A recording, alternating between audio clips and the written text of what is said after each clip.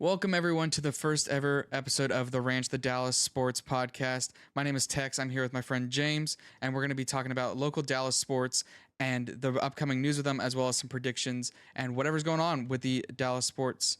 So I think we should start off with the MLB. Is that okay with you, James? That's fine. I'm wearing the Rangers hat. Nice. All right. So we'll talk about the Rangers. They're the local team for us here in Dallas, and they're kind of suffering recently. They fell out of first place in the AL West, and they're kind of free falling. It looks like not. They're in third place of the third wild card. Excuse me. And I don't see. I need them to have a wild U-turn for them to go back into the AL West. Do you have any insight or any predictions you could see for them upcoming? No, it was just a few days ago. I was like excited. I was like, "Hey, we won a game!" Mm-hmm. Uh, no, I mean, I don't know because this is also the for the Rangers is the fastest they've ever reached 70 wins. Um, it's been one of the best Rangers teams like ever.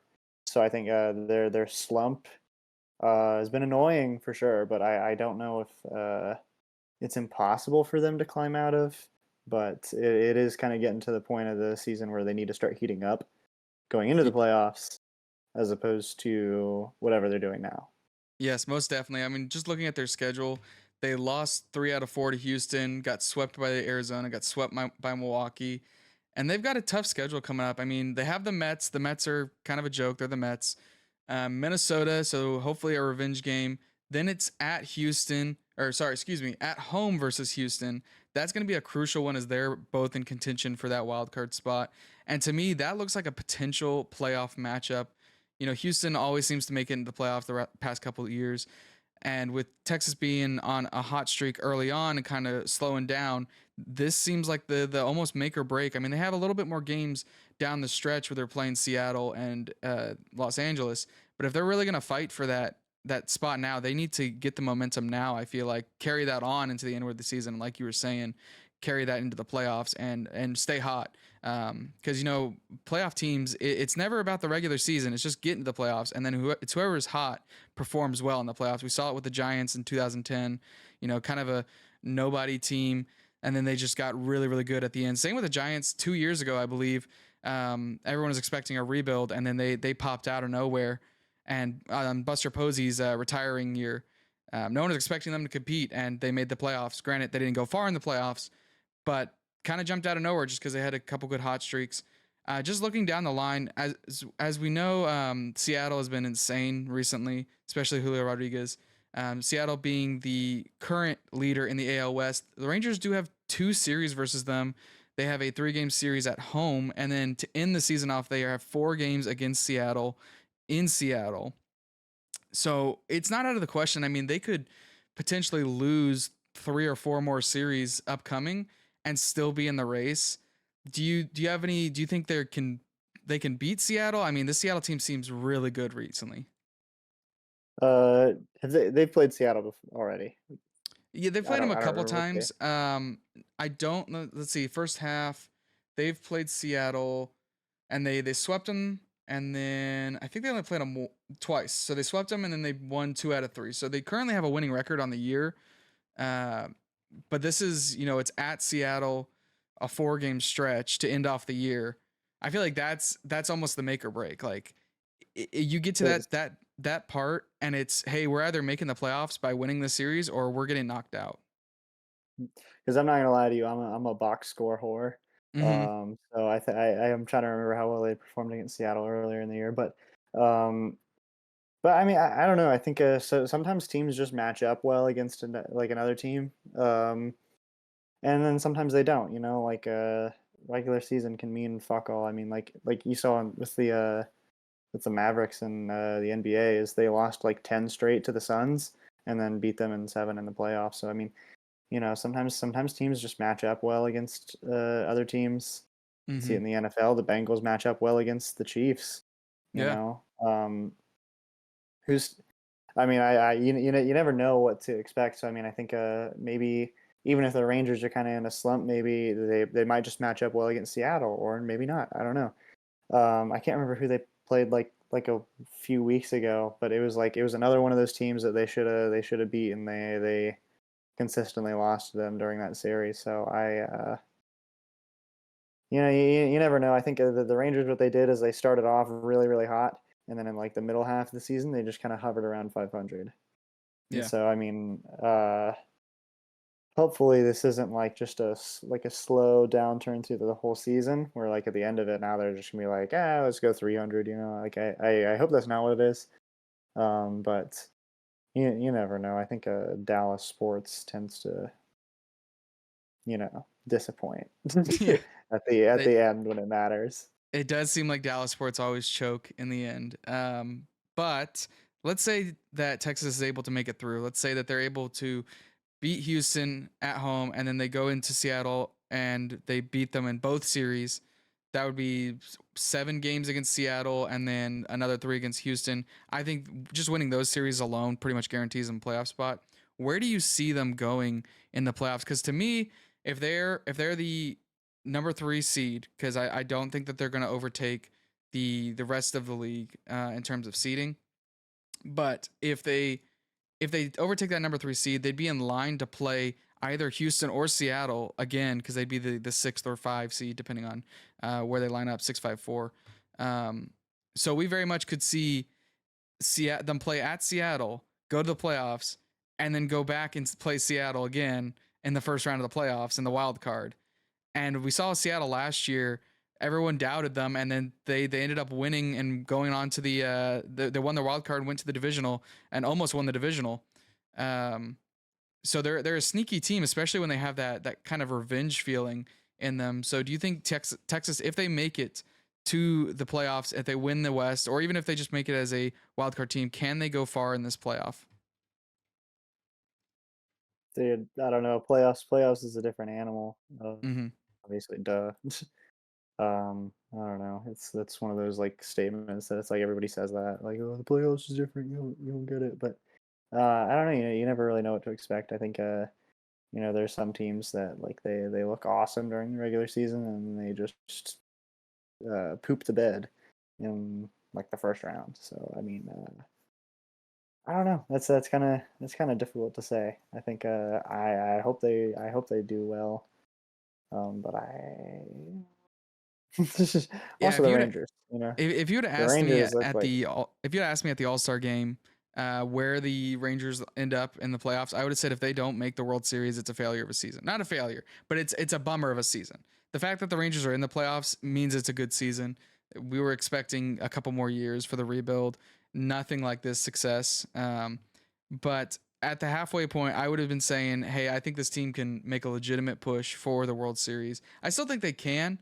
Max Scherzer obviously is a huge trading piece for them at the trade deadline. He hasn't been perfect. He hasn't been great. He's had a couple iffy outings here and there, and we know he was really good in the playoffs in his previous history, and then last year with the Mets, kind of, blew up in the playoffs, and just playing with the Mets in general has not been good. But I think this team has every piece they need. I mean, they have the pitching. Everyone will come back healthy. They have the hitting. Everyone will come back healthy. The only thing I put the question mark is bullpen, and pitching wins playoffs in my opinion. But I think they have the starting pitching that they could even do a 3-4 man rotation and just put that 5th guy in the bullpen and have him do a kind of a fill in gap in case there's the starter gets lit up, or if they're just up by so many runs. So if we're looking at that playoff situation, they'd be playing Houston or Seattle. I'm almost preferring Seattle in that situation. Houston is such a good team. As much as I hate the Astros, Houston is such a good team. Just on paper and overall, they always seem to win clutch games. They always seem to win big, especially the past couple of years. So I'd be more comfortable if they were playing Seattle. And then moving on to the divisional, let's see who's currently in the standings. I think they'd be playing either the Twins or the Orioles. I would think they're probably going to play the Orioles. Again, they'd be playing the number 1 seed. It just depends on. They'd be playing the Twins. The Twins. And I think they can win that game easily as well. The Twins are kind of a meh team. 68 wins, 63 losses isn't isn't crazy. It's not insane, but it's still like congratulations, you're the best team in the Central, which is the worst division in baseball. Um, and then they would have to probably take on the Orioles. And I think that the experience that the Rangers have is what would lift them to that World Series. Just because the Orioles have a bunch of young guys, Rangers have a bunch of veterans, young guy mix more compared to the Orioles. And then I personally have them losing in the World Series. I know that hurts all the Ranger fans out there, but I don't have them losing multiple World Series in the future. I do think that they have a good structure to go win a World Series in the next 5-10 years, um, especially with the core that they have here. I just don't see the one this year. I don't see the team this year being the one to win it. Maybe that'll bite me in the butt later on. Um, I just see there's being too much inexperience compared to some of these NL teams. The Braves have just been crazy. Same with the Dodgers. So that's my prediction for the Rangers is they make the World Series, but unfortunately they lose again in a game 7 against the Atlanta Braves. I think Atlanta Braves are just too good overall. They're statistically an anomaly. They're a crazy team on paper. But do you have them? Where do you have them at the end of the year? All right, I like the sound of the World Series, but also I think the Rangers are also like if you look up like most cursed franchises in like sports history, like if you go to the MLB, the Rangers are going to be on that list. Yeah, Um, most yeah, definitely. and we'll see you tomorrow night. But uh, but oh, yeah, the World Series sounds nice, even if we lose. Sounds nice, but that sounds like a with the way they're playing right now, that sounds like a first round exit, a la Really, you Dallas think Cowboys, wild card exit? a la Dallas sports team. Wow, that's hey. I mean, I have high hopes for Dallas. I think that they can, make it there and then break all our hearts again. Oh Um, yeah.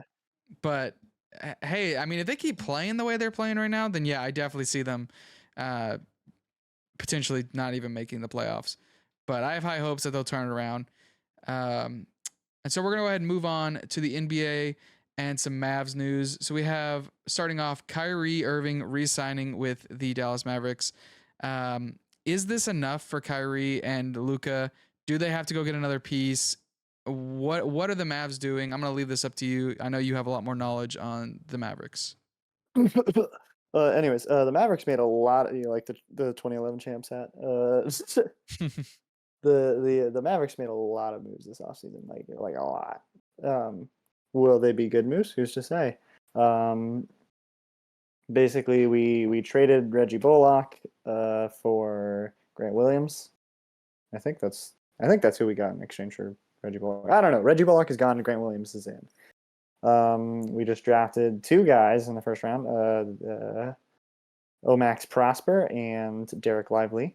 Those are high hopes for them. They did really well in the summer league. So I mean, I think we got really high hopes for them. You may know the center position for the Mavericks has been the I don't know. We've been cursed at center for like 11 years. Mm-hmm. Um, we It's all did from losing re-sign Tyson Dwight Powell, Chandler. It's all from losing Tyson Chandler. That man was a and freak at center. it's been death, taxes, and Dwight Powell starting at center. Um, we re-signed him again, which I don't know. Dwight Powell's a good locker room dude, but he's he's one of those guys that's like I don't know, man. Like I don't know.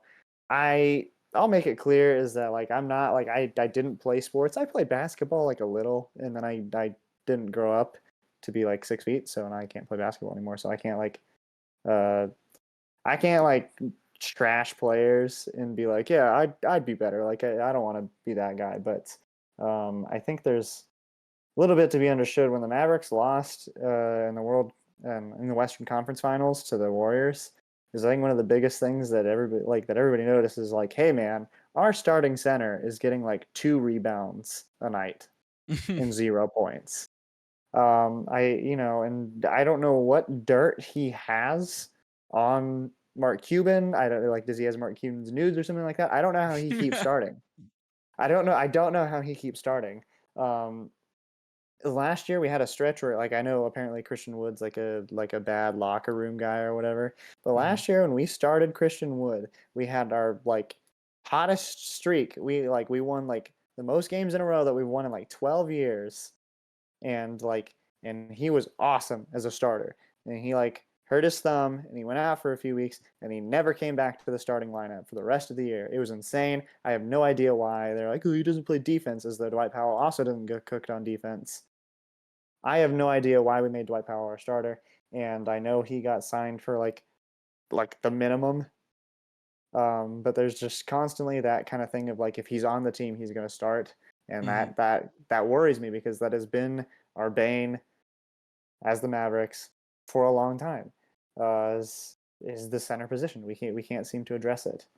Um, Yeah, I remember and when they traded for Porzingis, everyone was really excited because it was like, oh, we finally have this big guy who could play down in the paint.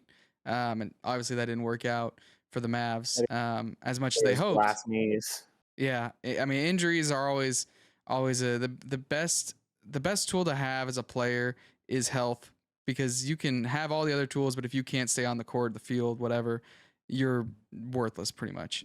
But yeah, especially with Porzingis being gone, and it seems they're focusing more on the front two with Luca and Kyrie. Um, and from my knowledge on Kyrie and Luca's relationship, they didn't perform well together. The games that they played overall was under 500, where they both were on the court. Um, so I don't know if that's a chemistry thing. I mean, we know Kyrie is kind of a ball hawk, very ISO player, whereas Luca seems to be more of a team orientated guy. Still, I mean, he's the superstar. He's gonna get his scores, but it seems like from perception of watching and watching him in the media that Luca's more winning orientated, whereas Kyrie's more stat orientated. I could be wrong about that. Obviously, Kyrie, I'm not trying to dish on him. Might be a good guy. Luca maybe is just a complete ball hawk. Who knows? Who knows them personally? Um, but Well, a lot of statistics show that Luca is one of the most like ball dominant players in the NBA. Like he is the most ball dominant player. So well, I mean, when you're he as gets a lot good of as he him, gets a like, lot of assists. So he does get the team involved, and he gets them involved a lot. But I wouldn't say that he's not a ball hawk. I think the thing like the weird thing about their chemistry together is that they are both just black holes for the ball. Is mhm, Luca for as great as he is, his style of offense is he dribbles the ball down the court, he sucks up the clock, and then he drives in. That's his thing. He that's he pretty drives the much ball in. He Kyrie either as he either well. kicks he either kicks it out or he makes some crazy weird juke. And I don't know. Like Luca's like weird because he's not like fast or like super athletic. Hmm. He's just kind of like funky, and he's got that like grown man strength. Yeah, I like it's not like there's no way to explain it because everybody calls him like Tubby or whatever, but it's like he just goes, and then the just other guy watching like him I run don't up the know. court, I'm like, that dude's 30 or something. But then he Yeah, does but he does something incredible. and I think that's one of those things though. It's like I think his style, like I think he'll be good for a long time because he's not relying on being super athletic and fast, but Hmm. he's kind of just relying on like his skill, and I don't think that's going away. But Kyrie, who I want to make sure that throughout the season I am just like completely change my tune from week to week. Like one week I'll be like, famous team killer Kyrie has come to kill our team, and then the next week I'll be like, Kyrie Irving's the greatest players ever lived. Um, but I think the real thing that I can point out is this is going like way back to like the Western Conference Finals. Is like I said, we had a good team that year. Is we had good defense, and we had three really good ball handlers that could put the fear of God in you. And we had Luca obviously, and we had Jalen Brunson who Hmm. performed great in Luca's stead, and then we had Spencer Dinwiddie who was a good point guard off the bench. But the following year, and we didn't have a center. That was our thing. The Warriors killed us on the rebounds.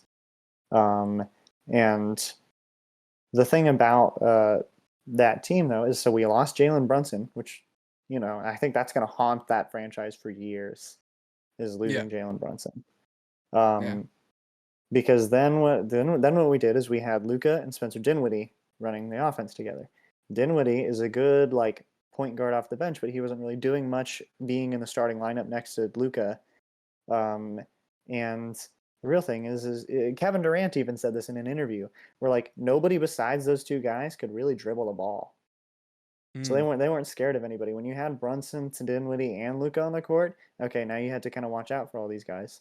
But when you had Luca and Spencer Dinwiddie on the court, is nobody was really like Spencer Dinwiddie was like a catch and shoot three guy. Like it wasn't like you. So they pretty much just swallowed up Luca, and that was the thing is we needed more ball handlers, not another ball, like not replacing our ball handler. Because then we shipped mm, off Spencer Dinwiddie for a guy who averages like 6 more points than him. And then we also shipped off one of our best defender to get Kyrie. I'm glad he resigned because if he didn't resign, that would have been a complete disaster of a oh, trade. that would have been one of the worst trades in Mavs history, maybe in the NBA Hmm. history if he doesn't resign. Yeah, because that would have been like the worst trade ever if he doesn't resign. Mm-hmm. So I'm glad he resigned, but yeah, we shipped off a pretty decent ball handler. The month that we got rid of Spencer Dinwiddie, he led the league in assists. Well, Like, yeah, that's a tough pill to swallow. yeah, I'm still holding out hope for the LeBron coming to the Mavs. You know, him and Kyrie have that connection. They want to play together. They want to be teammates again. Everyone says it. I can feel it in the air. Irving and LeBron James, they want to be teammates. I don't know if it'll be with Dallas. Obviously, you know, LeBron waiting for his kid to come in, if his kid comes back to play basketball. Um, but you know, he wants to play obviously for a couple more years at least. So who's to say he doesn't? Hey, take it down to Dallas, and you know, Kevin Durant went to Texas. Maybe he wants to come down to Dallas, and maybe we form this amazing super team, and kind of like a reverse Heat, literally bringing it all back together. I don't know. I I kind of want to see Luca win it just like on his own because I mean that's what Dirk did. Like that 2011 Yeah, run, we had good players on it. I Like mean, in Jason on Kidd the is really 2011, good. Tyson Chandler's really good. it was Like, just like old Jason Kidd, but it was like yeah, I don't know. It kind of like it kind of rubs me the wrong way when they're like Dirk was the only good player on that team. Everyone else sucked. It was like no.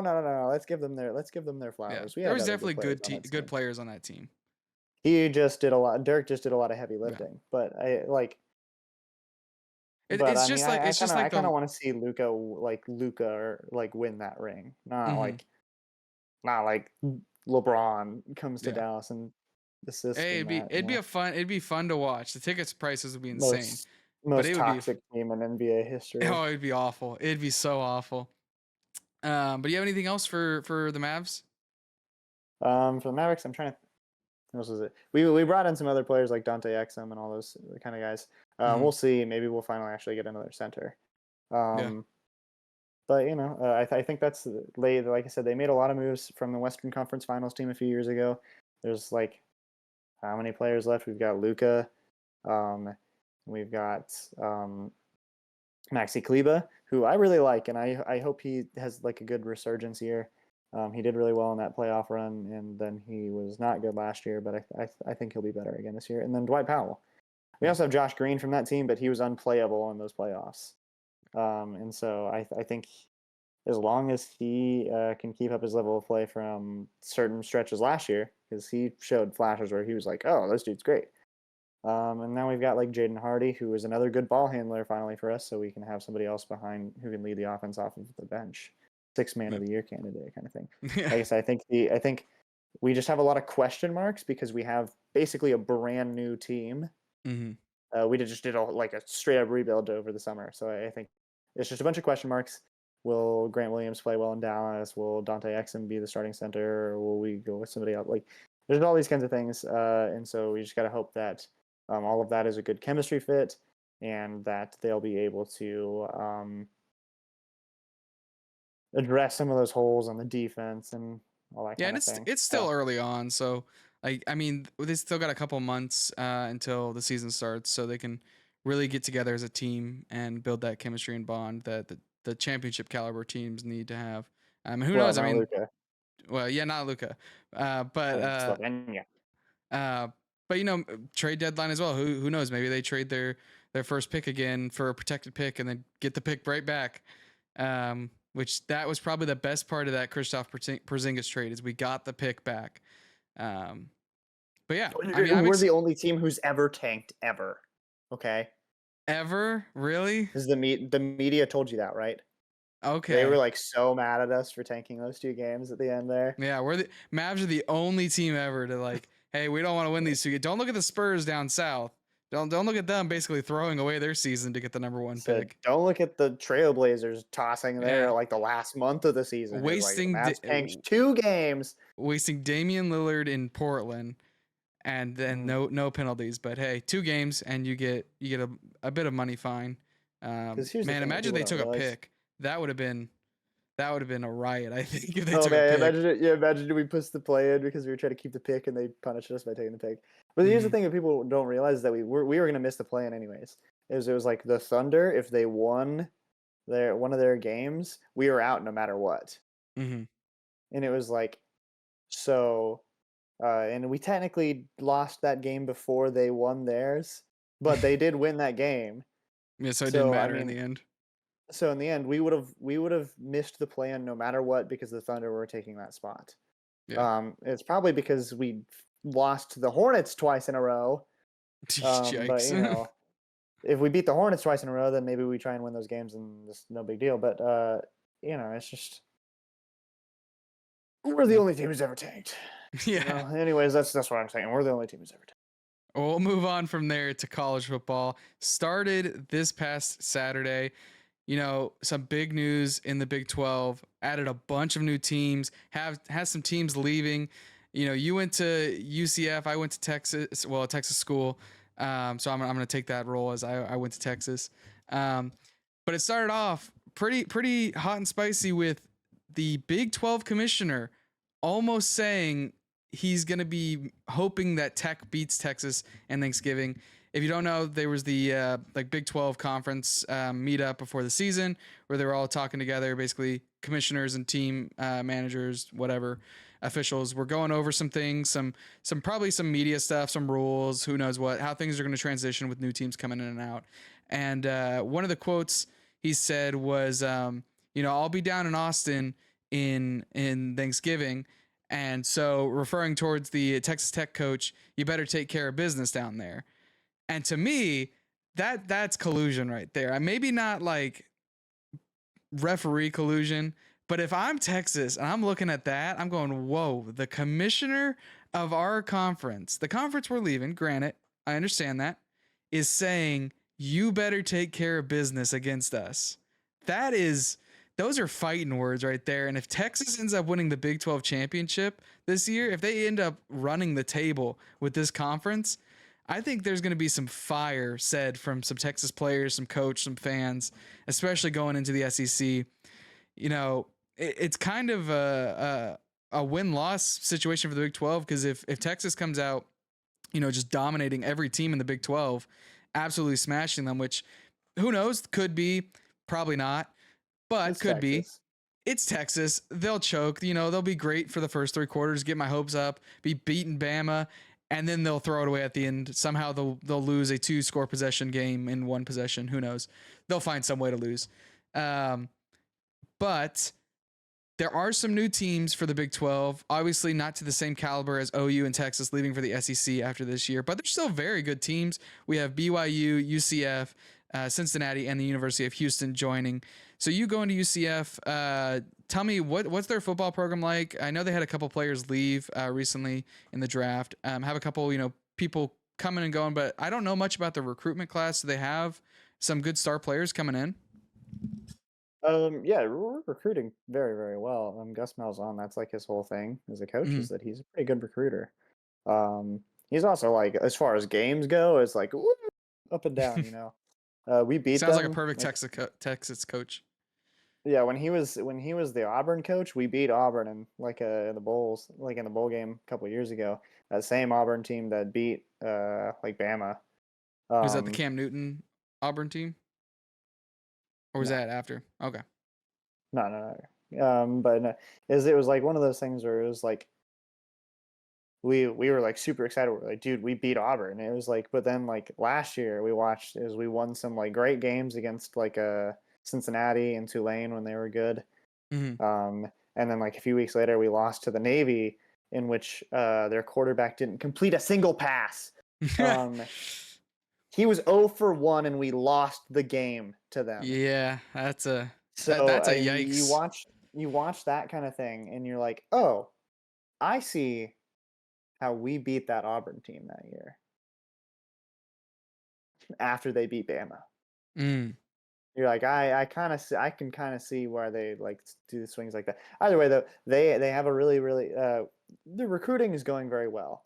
We're bringing a lot of like 4-star recruits. This is kind of what it is. It's Mhm. which for us is pretty good, you And know. they should be getting better recruits as they, become more of a Big 12 kind of contender and a blue blood almost. So hopefully that recruiting class gets more improvement as from joining the Big 12.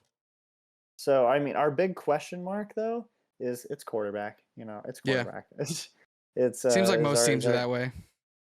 it's our quarterback is John Rice Plumlee right now. He was the starter last year over Mikey Keene, who transferred to Fresno State. We're rooting for him. Hope he does well because they kind of made it clear that he didn't really have a future here. Hmm. So all best of luck to him out in Fresno State. And we said that we were going to roll with John Rice Plumlee as our quarterback for another year before he has to declare for the draft or just I don't know go away forever. I don't know. But then we had Thomas Castellanos, who like we did the spring game, and in his interview after the spring game, he was like I'm going to be the future of this place. I'm super excited to be the future quarterback. And then like 2 days later, he transferred. I don't, but we were really Gi- excited for that guy. Giving a lot of mixed Um, signals there.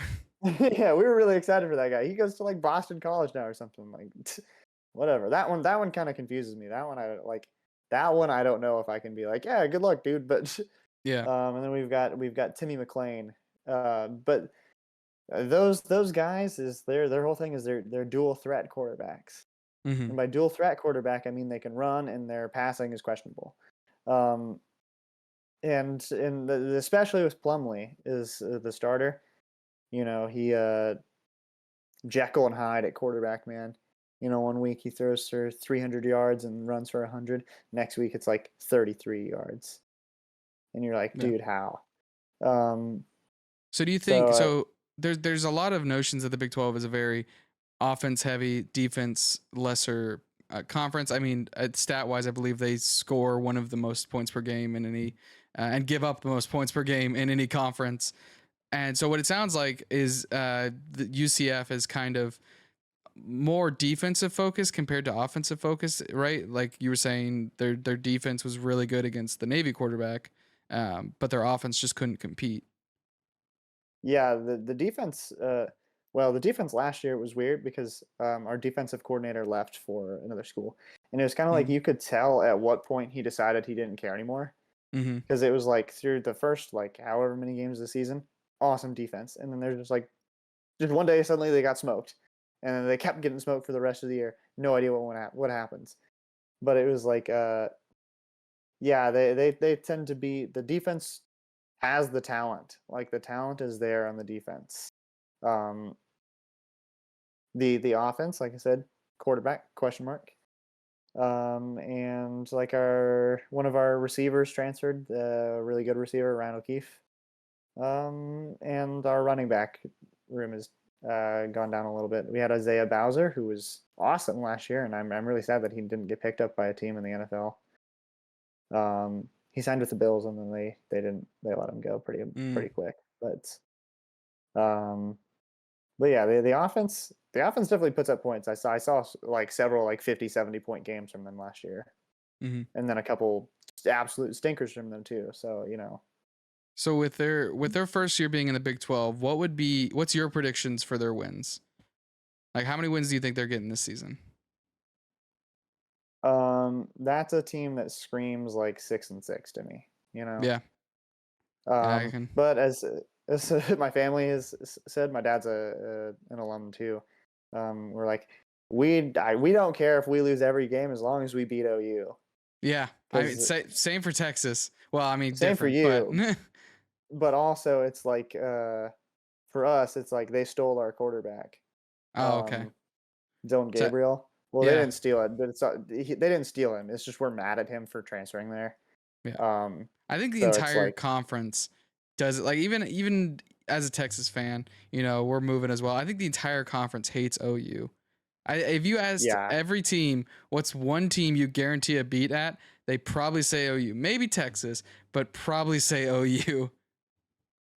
yeah. So I think it's like I might go to that game, like the UCF OU game, Hmm. um, so I can be the only guy in the crowd that they're like, and your quarterback Dylan Gabriel, and I'm like, boo, hate that guy, suck boy, because he sells socks. Like that's his thing. He sells socks with his face on it or something like that. That's a weird side hustle. I don't So know. It's I did a prediction for Texas on how they would end up. I have them going. I actually have two predictions for them because the last game I have no idea how they could go, but I have them, you know, beating Rice, beating Bama, beating Wyoming, losing to Baylor. Then I have them beating Kansas, beating Oklahoma, beating Houston, beating BYU, losing to Kansas State. Again, Kansas State, Big 12 champion last year, upset TCU undefeated season. They are a very, very good team. Then I have them beating TCU on a comeback game. Iowa State, I have them beating. And then the Tech game. I know I mentioned it earlier. That one is interesting. It's at home. It's on Thanksgiving or on Thanksgiving week. I think if they're contending for a college football playoff spot, which I mean, some people are saying Michigan's going to win in the college football playoff, and that's not happening. I'll put that right now. I'll put money on that right now. That's not happening. you Um, don't believe in Harbaugh? no, I do not. Um, but the Texas Tech game, I think if they win that game, they they are potentially going to the college football playoffs. Again, I think they lose just like TCU did. Well, I mean, granted, TCU made it to the finals, but I think they lose the way TCU did in that first round. Um, but if they Get lose, crushed. yeah, they're gonna get. I mean, they'd be playing Georgia most likely. They're gonna get crushed. Granted, they beat them in the Sugar Bowl a couple of years ago with Sam Ehlinger, but completely different Texas team, completely different Georgia team. I think Yeah, Stetson they didn't Bennett have was Stetson actually. Bennett. I think he was on both teams actually. He was only 25 instead of 30 then. Yeah. Which I saw an interesting thing with him. His running back in college, Sony Michel, has played 5 seasons in the NFL and retired this week. Stetson Bennett has not played one single game of the NFL yet. Well, he played That preseason. yeah, but like regular season game. He hasn't played a single snap of regular season NFL football. And his running back, the guy who was going along with him, has played 5 seasons. That's insane. I don't know how he got through. I actually have to go look up how he got through all of it. But back to their final game. If they lose to Tech, I still have them winning the Big 12 championship. Only I have them being the away team in that case. I have them beating Kansas State in the Big 12 championship. If they go 10-2, I think they're knocking on the door of the college football playoffs. If they go 9-3, I think that they're obviously not going to the college football playoffs, but they're leaving the Big 12 with their heads high. Won the Big 12 on their last year, going into the SEC. If they go 8-4, or if they don't even make the Big 12 championship game, I would be begging for us to come back for the Big 12 because we are not ready for the SEC if we cannot win the Big 12 championship game. And it's going to be for the SEC either way. I mean, we're not ready, but like at least I'd have some false confidence, some false hope that we might be ready. It's just going to be A&M all over again. We're going to go to the SEC with all this hype. You know, we'll be so great. We're going to win it every year, and then we'll get crushed and be somehow Vanderbilt. But that's what I have them. I have them at 10-2 or 9-3, depending on that last game. I just can't. That game is too much, too far down the line. Too much pressure is being put on it. Who knows? Maybe it's being rigged by the Big 12 officials. But yeah, that's where I have them. Speaking on the other players or other teams that came into the Big 12, I know we already talked about UCF and Texas, but Cincinnati, they were in the Final Four. It seemed like less than 5 years ago. Where do you have them coming in? 2 years ago. Yeah. That was 2 years ago. Okay, where do you have them in their first Big 12 season? Not good. They just lost their coach, Luke Fickle. Hmm. He went to Wisconsin for whatever reason. And Likes cheese I apparently. don't I don't know because that team I just don't see them having an identity right now without Luke Fickle. They seemed lost at quarterback last year. The reason they were in the Final Four was because Desmond Ritter, who Hmm. starting for the Falcons. So I don't know. We'll see how Yeah, that goes. with Bijan. Yeah, I'm kind of rooting for Desmond Ritter, even though like since he is like UCF's new rival, is like we had Hmm. rivalry with USF, but like for whatever reason, the past several years, I think because they've both been good schools the past couple of years, and they've both had like the undefeated seasons. UCF and Cincy hate each other for some reason. Hmm. So it's like even though they're like and they're probably going to be our new rivals in the Big 12, Cincy. Um, Despite that, I can't help but kind of pull for Desmond Ritter, just on account of like, hey, people like quarterbacks from our conference, like nobody cared about our conference, so I'm kind of pulling for somebody from our conference to do well. Yeah. But he's like number 3 all time in college football wins. That doesn't necessarily transfer to the NFL, but when you look back on like why they were in the Final Four, you obviously have to understand that a huge part of that is quarterback, is Desmond Ritter played his ass off in college. Yeah. And obviously, when he met Bama, he didn't play very well. I don't But think you anyone was know, expecting them to win that game. I don't. but I you doubt know, even Cincy fans were expecting him to win that game. no, I mean, I don't think anybody was expecting them to win that game either. But also, like, if you think about it, like, what was the final score? Was like 27-9 or something. No, Yeah, I don't 27 think to they like scored it. 6. I don't think they scored a touchdown. No, but it was like, but they marched down the field twice and got like field goals, and it was like, I think that score would look a lot better if it was like 27-14, Hmm. that kind of thing. And also like they had one of the worst kickers in college football, like one of the worst like kicking units in college football. So they just didn't trust their kicker to kick from super far away. There's a couple times that if they had a better kicker, they could have made a few field goals Yeah. and made that game closer. But um, they seemed lost at quarterback last year, and they lost their coach. I they that just kind of feels that just feels distinctly like a team that's not going to have an identity, and that's bad when you're heading into this new conference. Yeah. I Especially a I just can't. conference. Especially a conference that each team like has that identity. They each have their kind of what they're known for, what they're proud of, kind of. I'm not just saying that because it's like I don't like Cincy. Like Cincy's our rival. I'm not just saying that because I want to see them fail. I do, but um, but I don't know. I just it feels distinctly like that's a team that's gonna need a little bit of rebuilding to do. So what do you have them as their final record? Do you have them kind of middle of the pack, or they end in at the bottom of the Big 12? I'm saying bottom of the Big 12. Bottom of the Big 12. I'm gonna say like if they're lucky, I'm gonna say like 4-8. Yeah. Well, I mean, we'll just continue on to the next team, BYU. I mean, had Zach Wilson, and he hasn't turned out at all in the NFL. Um, Hey, eh, he made that one throw on pro day. he made that one throw on pro day that now like 5 guys have made on a pro day, and I think we all learned our lesson on that. But BYU, I mean, they're not a great organization. They're not a great team. I was actually surprised when they were joining the Big 12.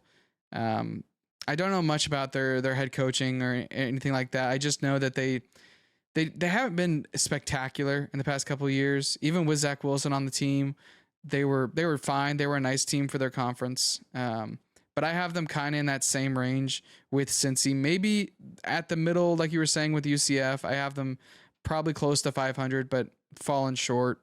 They obviously they're joining the Big 12 for a reason. That's probably recruiting, better competition. I just have them kind of stumbling out the gate pretty early and pretty hard. Speaking of a team stumbling out the gate, University of Houston, that team is going to perform bad. They are a great basketball school.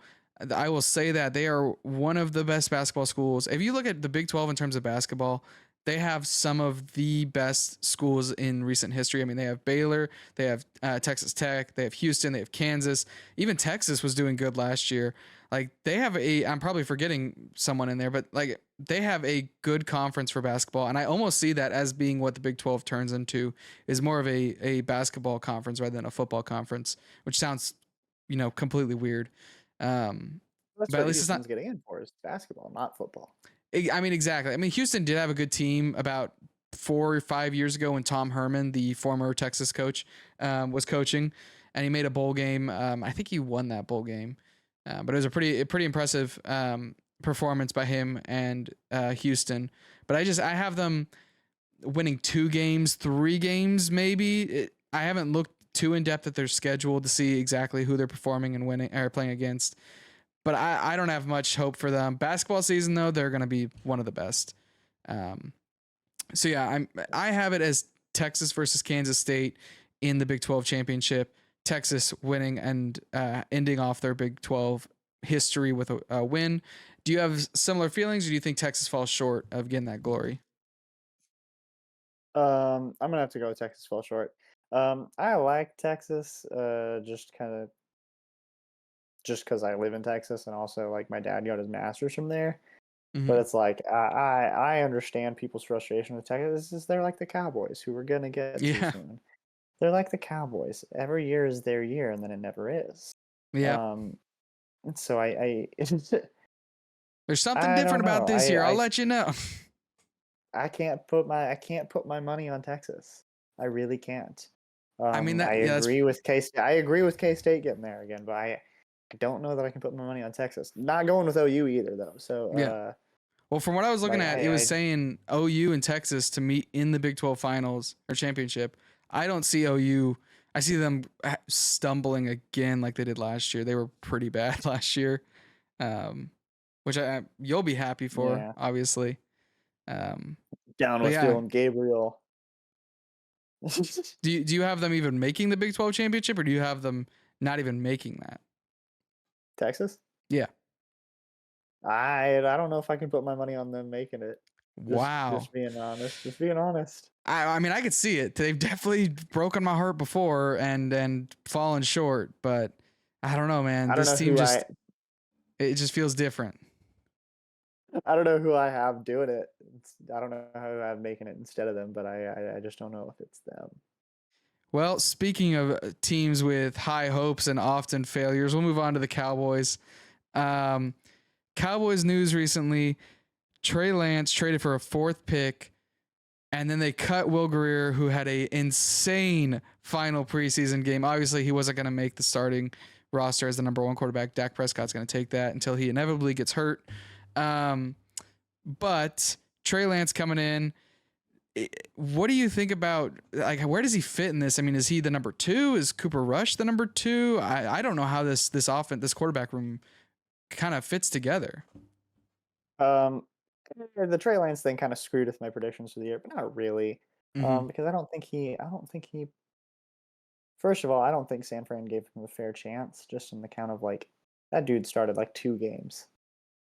And he was pretty I good those 2 games. I mean, he wasn't special. He no, he wasn't 3 wasn't. first-round picks, but he was a fine quarterback. He was all right, I guess. I don't know. He Yeah, he didn't. He looked he gave me abysmal in Justin the Field vibes. preseason. He gave me Justin Okay, Field vibes. Justin Fields is like the most overrated quarterback in the NFL right now. Oh, 100%, I agree. But he It's gave like, me Justin okay, Field vibes. I get that like he was good at throwing the ball in college. But One season. all we've seen from Justin Fields in the NFL is that the guy can run, but he can't throw, which is a pretty big issue when your main job is to throw. For a quarterback, yeah. Yeah, so I don't know. So I mean, I can't. Trey Lance barely played in college.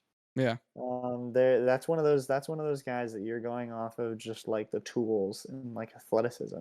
But even when you watched him run, he wasn't a particularly fast or strong runner. No, So I don't think he's like this superstar player. Obviously, I don't think he was even a first-round talent. I think that's a little overhyped for him. But I think he is a decent quarterback that could evolve into a everyday player. You know, kind of like your Teddy Bridgewater style. You're trying to think of who else kind of fit that transition quarterback role. Obviously, he's still very young. We don't know how he'll develop. That Tyrod Taylor kind of in a way. Actually, that's probably a more apt comparison. Tyrod Taylor feels like a good comparison between him. Not a guy you're betting your franchise on, but a guy who can get you a win here and there, and maybe can get some clutch throws or clutch plays. Obviously, Dak's the starter in that room. That there's no question about that. I saw some pretty interesting stuff saying that the Trey Lance trading was more for contract reasons, on trying to convince Dak to resign, maybe for cheaper. Obviously, he still has 2 years left on his contract, so won't be negotiating this year. But I don't see like Trey Lance being that big of an influence on Dak Prescott. Do you see anything with No, that? no. I mean, I know that Dak was like kind of emotional in a press conference the other day, but I think that was mostly just because he was kind of upset that his friend got released from the team, like Will Greer. Yeah. He was kind of upset that his friend got released, but I just don't see a world in which Trey Lance, who couldn't beat out Mr. Irrelevant or Sam Darnold, I don't see a world in which he's any threat to Dak Prescott. Yeah, not at Um, all. Especially Sam and I don't know Darnold. if Like, I don't know if he even poses a threat to Rush Hour. Um, but Cooper Rush was like, mm, he was a he fine kind of got quarterback. he got carried to some of those wins by the defense. He got Almost carried to most definitely. of those wins. He got carried to most of those wins by the Yeah. defense. But I think the So Cowboys in general got carried on a lot of wins by their defense. I mean, having one of the top defenses last year was huge. so I think the idea for the quarterback room is that you have QB1, Dak, obviously, and then QB2. I think you have a quarterback who is just going to be a stable hand at quarterback, a game manager kind of guy. And then QB3 is you have somebody who's developmental, somebody that's kind of develop their skills. But Yeah. Trey Lance wanted to be traded because he didn't want to be QB3 for the 49ers. So I don't know why QB3 for Dallas is fine for him, but like I Yeah. don't know. And if you think about it, Um, like I hope good health and everything for all players. San Francisco has had a injury bug history for the past like 4 years. Every player gets hurt at one point or the other on that team. So if you're thinking about like, hey, where am I most likely going to get playing time due to an injury or a poor performance? 49ers feel like the perfect fit for him. Feels like the perfect fit for any quarterback three to stay there. And Cooper Rush, I mean, whatever. yeah, Dak Prescott, he'll get some ankle sprain or something, be out a week, two, maybe more. And Cooper Rush will play a couple games, but I don't see Trey Lance even taking the field unless it's to knee the ball or if we're up by 48 points. No, yeah. Um, in other news, a little bit down south of Arlington, surprisingly, and I say this ironically, CJ Stroud named the starter for game one of the Houston Texans. Who would have thought number 2 overall pick is going to be starting day one? Crazy thought.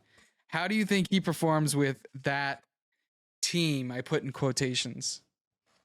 Dude, I don't know because the Texans have been abysmal for the past couple of years, and I think that their team they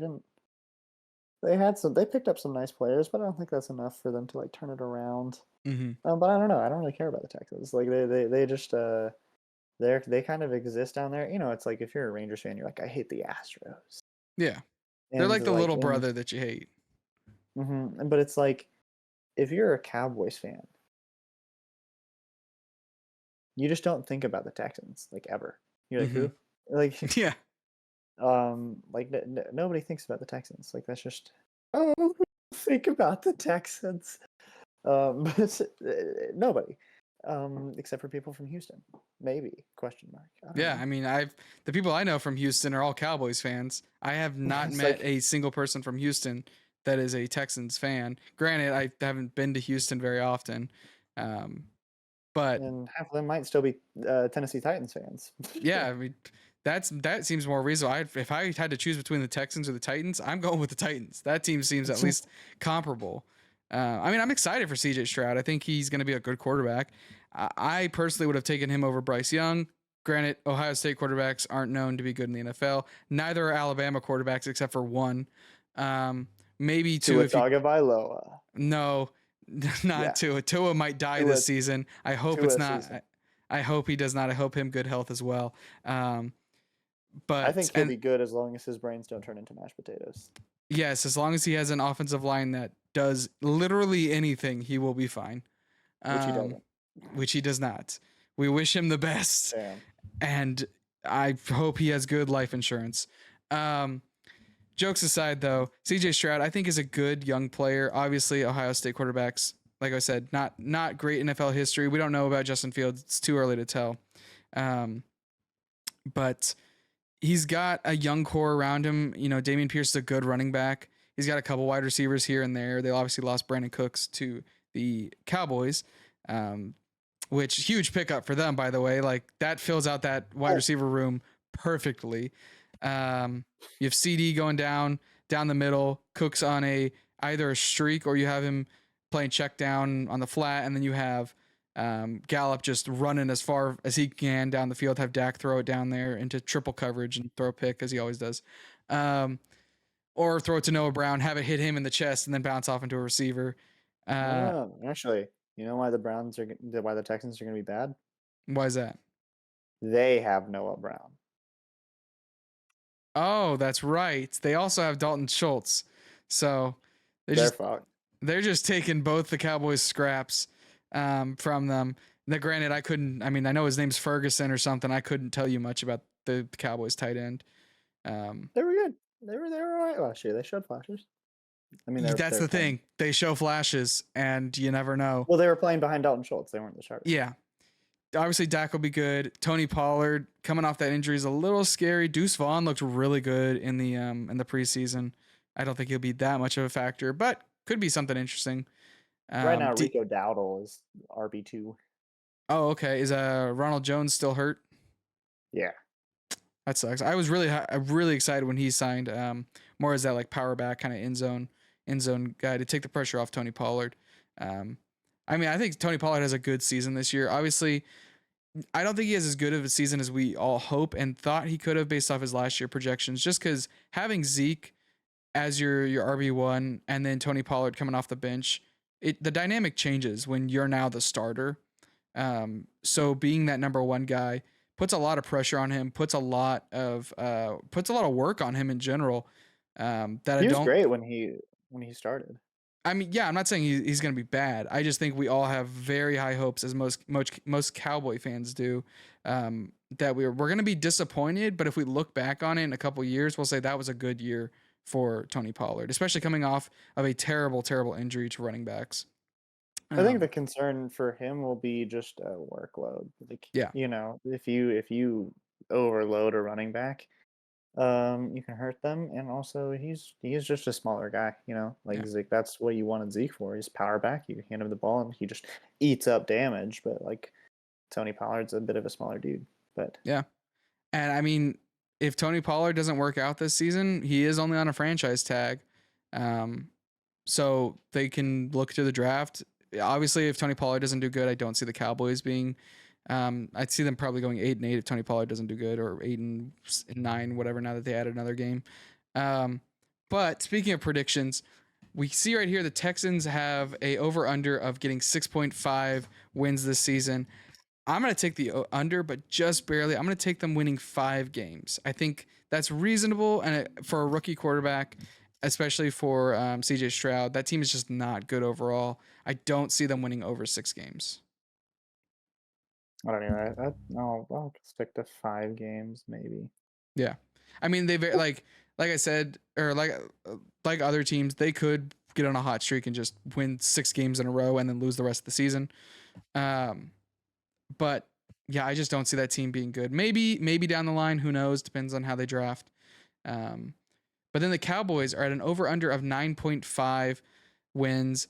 I have them again over, but just barely. I have them winning 10 games. What about you?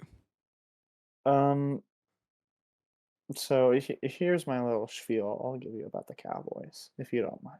Yeah.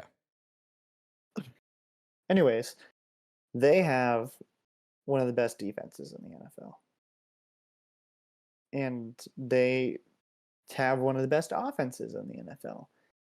I mean, we've got a lot of talent on offense. And whatever you want to say about Dak Prescott, which I know that's the big question mark for a lot of people, is that Dak Prescott is hot and he is cold. But if you look at the past several years, when Dak Prescott is under center, the Cowboys score a lot of points, Mm-hmm. unless they're playing the 49ers. Then they but crumble. mhm, but when Dak Prescott is the quarterback, they score a lot of points. Some people will say that was Kellen Moore, but Dak was the only quarterback that looked any good in Kellen Moore's system. Oh yeah, So I don't know if it was. I don't. I don't think it was Kellen Moore. I think that Dak Prescott has a lot to do with why that offense is good, and they score a lot of points with him. People want to say that, oh, he's an interception machine, and they're like, you know what he is? It's year 7. You know what he is, but he hasn't been an interception machine. Last year was the first time that he threw a lot of picks. If you look, he is top 10 all time in interception percentage. Like, he, until this past year, he has not been an interception kind of guy.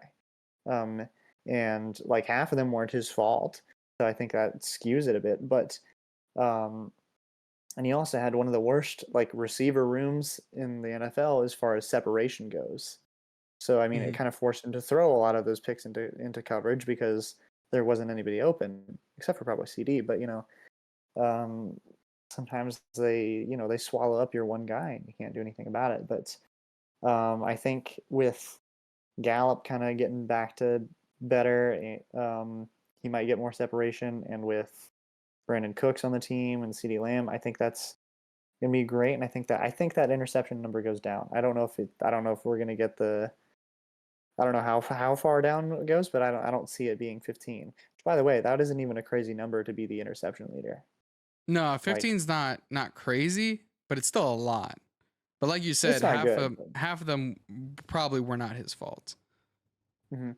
I mean, you can do that for every quarterback. We went and broke down how many quarterbacks, like how many of their picks weren't their fault. We probably get a Hmm. lot, but still, is the interception bug has not been a thing until this past year. So I think that's like a weird thing to like pin on him, as though that's been his story throughout his career in the NFL. It hasn't. Will it start being his story? I don't know, but I don't think so. Um, Well, Either way, if he continues the trend of having those interceptions with Kellen Moore leaving for the Chargers, who Kellen Moore had a complex system of offense that I don't think it works in general. You would see plays four curl routes. you would see plays that even watching on the couch, you're like, I don't know what's happening. Like, what was the point? We have a 3rd and 19, and we're throwing a 2-yard out to the tight end who's running out of bounds. It's like, what was the point of that? At least like throw it, try and get in field goal range, try and get a first down. Throwing a 2-yard flat and then running out of bounds, or putting Zeke at center. What are we doing here? Um, Four curl routes. We did 4 not have curl that. routes on like a 4th and 20. Um, I think Kellen Moore, especially going to the Chargers, that I don't think he's going to do well with the Chargers. I think the Chargers will do well, but I don't think the offense of Kellen Moore will do well. But if Dak continues to have this interception bug or whatever it is, I think you have to start looking at Dak and say, hey, what changed? Is there a mechanic? Obviously, it's not coaching because they've changed coaching, they've changed playbooks. Is it talent around you? Talent's gotten better.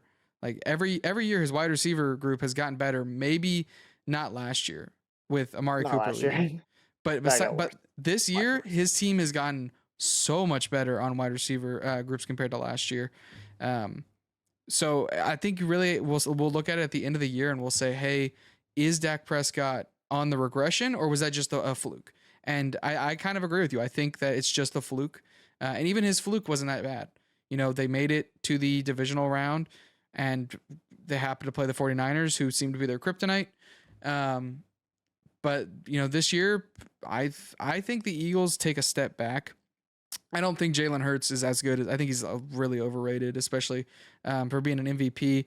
I mean, he's on a great team, and I don't think his numbers were really like MVP levels. Like they didn't stand out. Just looking at him, I'm like, that looks like a nice quarterback. I mean, would I love for Dak to play like that consistently? Sure, that'd be fine. but I don't think that's Super Bowl contending numbers. There, that's not Patrick Mahomes. It's not Lamar Jackson MVP. That's not Josh Allen MVP. Um, so we'll just have to wait and see. But I think the Phillies take a step back. I still think they're going to be a good team. I mean, that defense is insane. Their wide receivers are insane. Their running backs somehow got better with their running backs than DeAndre Swift. I think Miles Sanders is one of the most overhyped running backs in the NFL, maybe more than Ezekiel Elliott, which is crazy. But now they have DeAndre Swift, who is a really good running back, especially a good passing back as well. I know he always has that clip with the Lions of like missing a touchdown. But I think they have a If they good get team. Jonathan Taylor, I'll be absolutely catatonic. Like, If the Phillies somehow get Jonathan Taylor, just call the season for the Eagles. They're winning that division, and they're probably going to the Super Bowl. But so I have it being the Cowboys in first. I have the Eagles in second. I have the Giants right behind them. I think the Giants have a good team. Darren Waller at tight end was an incredible pickup for the Giants, who needed a tight end badly. They still need some wide receiver help. And I think that Phillies Giant lineup, that 2-3, can switch. And then fourth, the Commanders. I think they take a step up. Sam Howell is a good player. Jahan Dotson's going to have a great year. Scary Terry's always scary. And the defense, Chase Young keeps getting older. It's hit or miss, it seems like, with that team on defense. But Sam Howell, I think, is a good quarterback with a lot of potential. Looked really good in the preseason. But I still have them in that fourth place team. The other teams are just too good in this division for the Commanders, or whatever they're called, by the time this comes out, for them to compete with these teams. yeah, I don't know. I the NFC East has had a different winner every year for the past like 20 years. Mm-hmm. So that is the only real thing that I have saying like, oh, the Cowboys will win it for sure. But if I were a less superstitious man, I would probably have to go with the Eagles again. I think they're a good team. I think they'll probably take maybe a step back, but they're a good team. And like if you look at their schedule, that's kind of like you can see you're going to be like, oh, they're going to start off hot and they're going to be hot at the beginning. Yeah. So I mean, I think that they have potential to be very very good again. I think the winning of the division is going to be one of those like one game kind of last week of the season kind of. Oh yeah, it'll be like decision. the Christmas game that will determine who wins the division for Mhm. sure.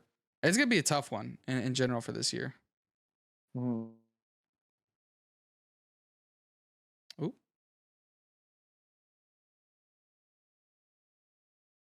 oh, my internet went out. I was like, bye. Um, but I think the Cowboys. I think at best I'm going to go 12-5, and I think at worst I'm going to go 9-8. So, I too much talent to have a losing record. oh yeah, definitely. But I think who's to say what happens? I think it's such a gray area. I don't know. But I think my thing is like when you look at that roster and you look at the talent they have on offense and on defense, the Cowboys team that we have right now can and should win Super Bowls, like plural. Yes. They're not going to because they're the Cowboys, Yeah. The Cowboys but will be the Cowboys. they can and they should win multiple Super Bowls with the roster they have right now. I don't know that they will because I think it's like they've broken my heart too many times. Everybody talks about like we're too young to be like one of those people that flexes the 5 rings. To Mm-hmm. us, the Cowboys are like one of the most cursed sports franchises ever. Even though like they're like one of the most like winningest teams in the NFL. We just weren't around for it, so I think I can't put my eggs in the Cowboys basket. But like I said, when you look at the roster and you look at like in coaching for the past couple of years, I think yeah they should win it all. I Yeah. just don't know if I can bet on them to actually do it. Yeah, I mean, we're coming up almost on what, 30 years since the last Cowboys Super Bowl? Wasn't it like 96, 97, something like Yeah, that? And I mean, we're coming up on 30 years without a Cowboys Super Bowl. Meanwhile, we have Tom 30 years Brady, and 30 years without an appearance, I think, as well. without a Um, conference championship appearance. yeah, yeah. We haven't even made it to the third round. Meanwhile, Tom Brady's got like 7 rings, 6 rings, whatever it is now. And who knows? He might come back. Yeah, I mean, I he could hope not. technically win more with the Raiders. He could win more Super Bowls, um, which I'm is just glad that we insane. retired him. We retired him. Yeah, If he the doesn't come back, we Cowboys retire him. retired Tom Brady. That's the headline I'm We, sticking with. we You put know, he old beat us man. all this We put the time, but old we man in the finally ground. beat him. We put the old Yeah. man in the grave. Yeah. So yeah, I have the Cowboys. I think the safe pick is 10-6. I think that's why I'm picking 10-6 or 10-7. But I could see them going 12 or 12 and what would that be? 12-5. I could also see them going 8-1. They're the Cowboys. They will find a way to go 8-8. That is just what they'll do. They'll never go below 8-8, but they will find a way to go 8-8. I think that dog. There's too much of. They got that dog in the defense. I think the defense will bail us out of Oh yeah. games if the offense doesn't. If the But offense doesn't fall through. I think the defense will also have games, a couple games here and there where they cost the team a win. You know, I talk about it a lot with Diggs, how he's very interception hungry, and obviously he changed that last year.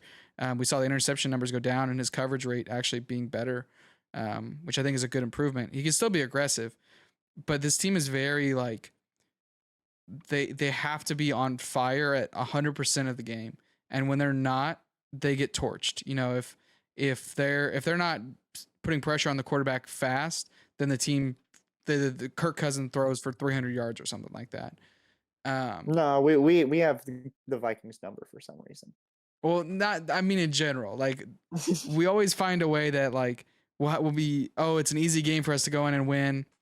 And we start off hot. We'll get a fumble recovery. We'll get a couple sacks, interception. Fourth quarter comes around, and the defense is gassed. They are just out of it. So I think Green that Bay might cost last them. year. Yeah, I think that might just cost them a bit. Maybe they work on that again this year, looking at it the past couple years. But yeah, that's where I have the Cowboys ending at comfortably 10-7, maybe 11-6, depending on games. But like you said, I don't see them having a losing record. But do you have anything else for the Cowboys? I'm gonna go 11-6. Just looking at the schedule, there's this like that's one of those things where it's I look at some of those games and I'm like, that's a trap game. Yeah. That's a game that you're gonna look at and you're be like, we should win. But like we play like Buffalo and Miami in back-to-back weeks. That's one Mm-hmm. of those things where it's like I've got that gut feeling. It's like somehow we're gonna beat Buffalo, but then the next week we're gonna be like, oh, we can beat Miami, and then we don't. Then we don't beat Miami. Yeah. Or we'll go into Carolina and think we can beat Bryce Young and he'll set a new NFL record in passing yards. But yeah, I think that's a very reasonable pick. We both took the over on the Cowboys and the under on the Texans. So yeah, I think that's a good place to end it. Thank you everyone for watching. If you're watching on Spotify, make sure to hit the follow button and rate us down below. If you're watching on YouTube or wherever you're watching, make sure to subscribe and like. Let us down below what you want us to talk about on the next episode, and we'll see you next week for the first week of the NFL. Hell yeah.